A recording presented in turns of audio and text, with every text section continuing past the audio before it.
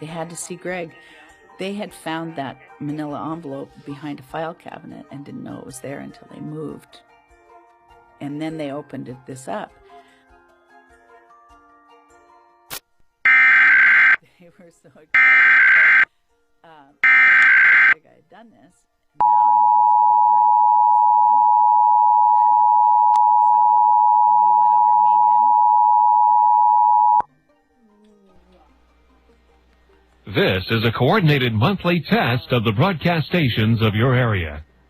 Equipment that can quickly warn you during emergencies is being tested.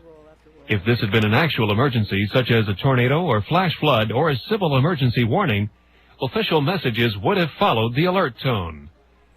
This concludes this test of the emergency alert system.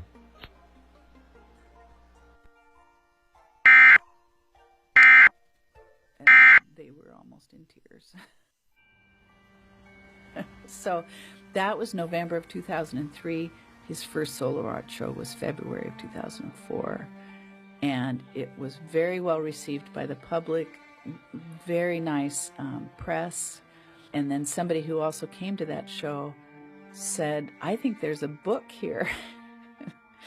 My head was reeling. And so a book of his artwork was published.